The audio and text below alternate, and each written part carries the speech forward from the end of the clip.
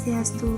Selamat malam Ibu dosen pengampu mata kuliah Bisnis Internasional, Ibu Dr. Nilo Putu Indiani, SEMM, dan selamat malam teman-teman kelas S1 Manajemen semester 5. Kami dari kelompok 2 akan menjawab pertanyaan yang diberikan oleh Ibu dosen.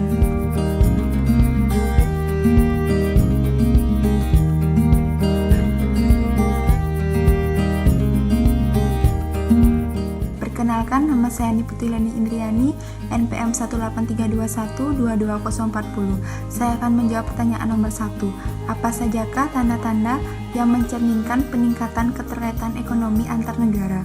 Keterkaitan ekonomi pada dasarnya menggambarkan hubungan antara perekonomian suatu daerah dengan lingkungan sekitarnya, dan eksternalitas aglomerasi dipandang sebagai faktor penentu yang penting dalam konsentrasi geografis kegiatan ekonomi di daerah perkotaan. Kaitan intrasektoral atau kaitan antar perusahaan dalam sektor yang sama, dan kaitan antar sektor adalah suatu cara untuk melihat eksternalitas aglomerasi baik yang dipicu oleh input atau pemasok ataupun output atau pelanggan.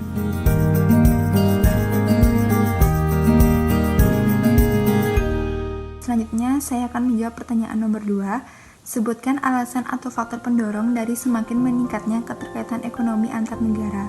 Faktor pendorong meningkatnya keterkaitan ekonomi antar negara meliputi: yang pertama, faktor keterbatasan daerah atau kebutuhan. Hal ini dapat terjadi dalam konteks sumber daya manusia, alam, teknologi, dan keuangan. Yang kedua, faktor kesamaan kepentingan.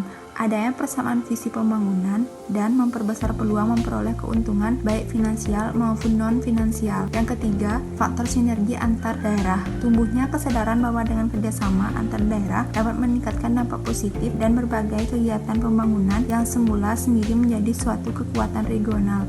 Baik, nomor 3 akan dijawab selanjutnya oleh teman saya.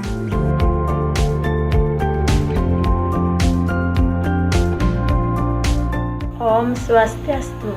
Perkenalkan, nama saya Niwan Sangyang, NPM 1832122266. Di sini saya akan menjawab pertanyaan nomor 3, yaitu bagaimana investasi langsung asing dan pola perdagangan Indonesia berubah selama beberapa dekade terakhir. Investasi langsung asing adalah salah satu ciri penting dari sistem ekonomi yang kian mengglobal. Bermula saat sebuah perusahaan dari satu negara menanamkan modalnya dalam jangka panjang ke sebuah perusahaan di negara lain. Dalam dekade terakhir ini, pemula asing enggan menanamkan modalnya di Indonesia karena tidak stabilnya kondisi ekonomi dan politik. Kini muncul kenaikan tanda-tanda bahwa situasi berubah. Ada sekitar 70% kenaikan investasi langsung asing di paruh pertama tahun 2005.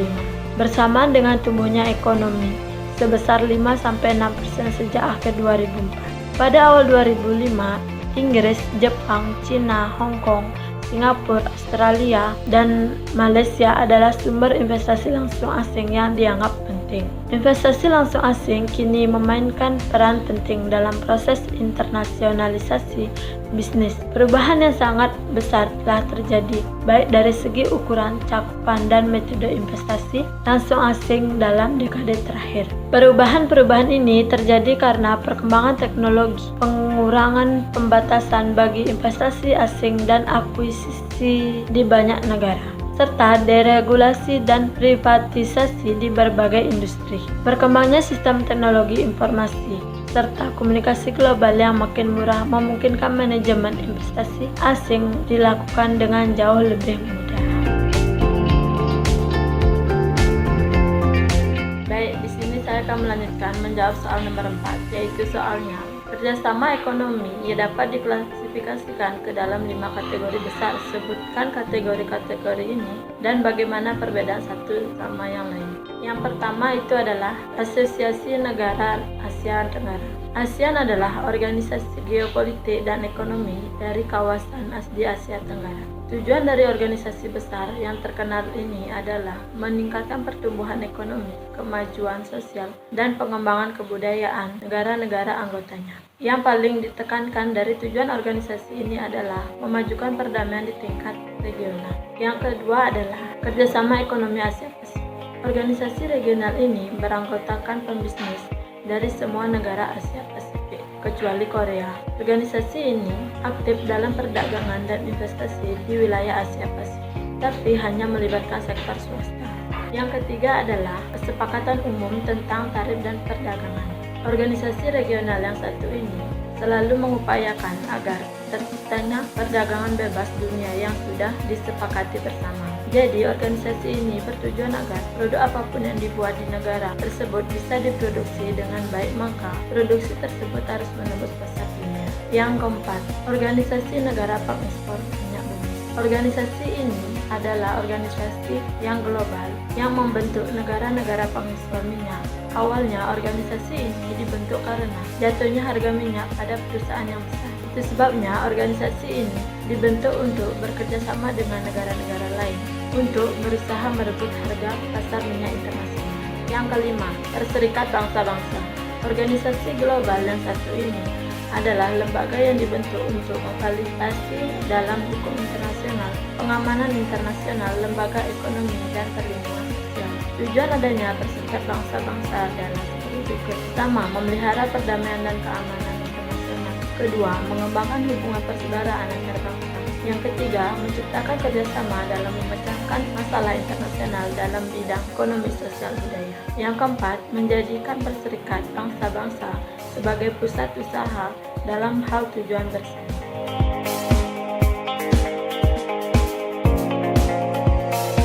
Selamat malam Ibu dosen, perkenalkan nama saya Putu Larasati Dewi Irawan, NPM 18321220007. Di sini saya akan menjawab pertanyaan yang diberikan oleh Ibu dosen, yaitu pertanyaan nomor 5. Apakah neraca pembayaran secara akurat mencerminkan transaksi suatu negara dengan negara-negara lainnya? Ya, tentu saja. Contohnya, Indonesia dan Malaysia. Indonesia membeli jasa dari Malaysia, maka transaksi tersebut menimbulkan kerugian untuk mengadakan pembayaran kepada Malaysia, sehingga transaksi jasa tersebut merupakan transaksi debit yang dicatat dalam neraca pembayaran dengan tanda minus. Sekian pendapat dari saya. Terima kasih.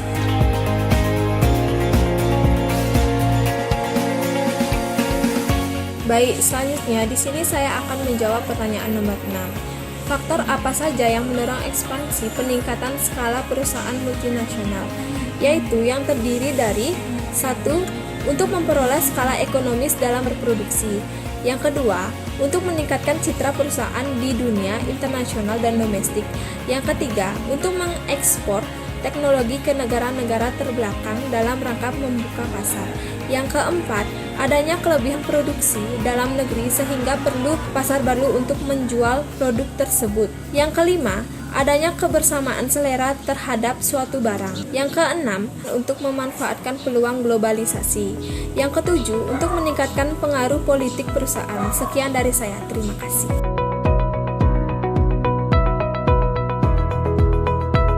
Selamat malam Ibu dosen. Perkenalkan, nama saya Niketut Devi Santi Ariningrat, NPM 18321220029.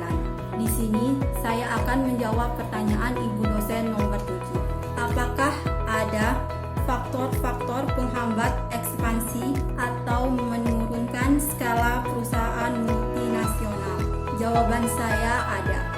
Faktor-faktor yang menghambat di dalam perusahaan multinasional. 1. Batasan kuota perdagangan dan tarif bea masuk. Batasan kuota dalam bisnis internasional adalah apabila ada suatu negara yang tidak memperoleh transferan barang dalam jumlah yang besar. Sementara tarif bea masuk adalah pajak yang dikenakan terhadap barang yang diperdagangkan, baik barang impor